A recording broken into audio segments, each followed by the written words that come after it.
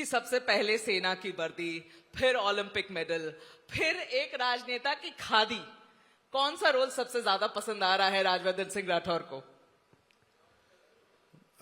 Mega हर role के अंदर अपनी एक अलग चुनौती थी और सबका एक अलग मजा भी था जी। मुझे लगता है किसी भी रोल को आप कम आकलन नहीं कर सकते लेकिन एक कॉमनैलिटी थी, सभी के अंदर एक समानता थी और वो थी भारत। आप युद्ध कर रहे हैं, भारत की रक्षा कर रहे हैं वर्दी पहनकर, तो वो भारत के लिए है, you are protecting the nation.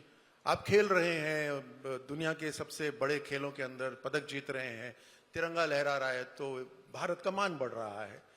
और इतनी बड़ी संख्या, खास तौर से युवाओं के लिए अगर कोई भविष्य बनकर निर्माण कर सकते हैं तो उसके लिए सबसे बड़ा मंच राजनीतिक मंच ही है।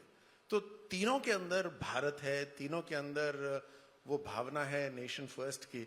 सो मुझे लगता है ये एक आशीर्वाद ही है। मैंने कोई इसकी कल्पना नहीं करी थी और शायद स्कूल में अगर मैं सोचता तो असंभव था, लेकिन बस रास्ते ऐसे खुलते गए, चुनौतियां स्वीकार करता गया और आज यहाँ पर हूँ। It is destiny but also it's, देखिए अलग अलग तरह के लोग होते हैं। कुछ लोग चुनौती की तरफ भागते हैं, मैं उनमें से एक हूँ। मेरे को चुनौती की तरफ जाना अच्छा लगता है।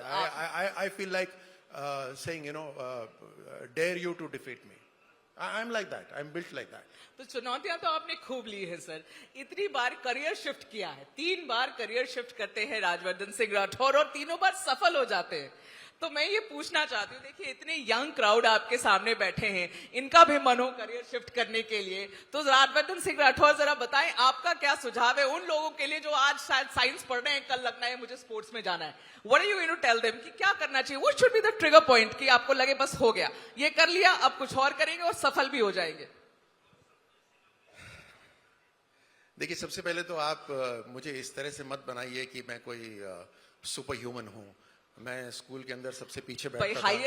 हाई अचीवर तो है ही, वो तो मैं कह ही सकती हूँ आपको।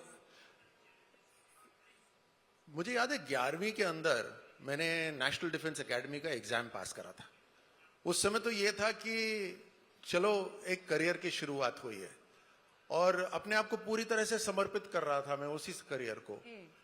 बट जैसे मैंने कहा कि अवसर आते रहते हैं, किस समय आप करियर चेंज करें ये तो एक इंटरनल कॉलिंग होती है। आप अंदर से कब, देखिए कुछ लोग होते हैं जिनको थोड़ा सा आराम पसंद होता है, कुछ लोग होते हैं जिनको चुनौतियां पसंद होती हैं, कुछ लोगों को स्ट्रैटेजी करना पसंद होता है, कुछ लोगों को एग्जीक्यूशन करना पसंद आता है। तो अपने करियर के अंदर अलग अलग समय पर जब आप मौके आएंगे उस समय आप निर्णय लीजिए। लेकिन मैं यहाँ पे ये कहना चाहता हूँ कि मैं कर्मों पे बहुत विश्वास करता हूँ। मुझे लगता है कि जैसे मैं कभी किसी का अधिकार नहीं छीनता, ना ही कभी छीनूंगा। मैं किसी के लिए जानबूझ के गलत नहीं करूंगा। मैंने सफाया करा है आतंकियों का, लेकिन मैंने अपना धर्म निभाया है, वो गलत नहीं है, वो किसी का। तो अपना धर्म निभाता हूं मैं और मुझे लगता है उसका कहीं ना कहीं आपको फल मिलता ही है। आपके कर्मों से ही बहुत चीजें आगे आपके लिए रास्ते खुलते हैं, सरल होते हैं। There's a very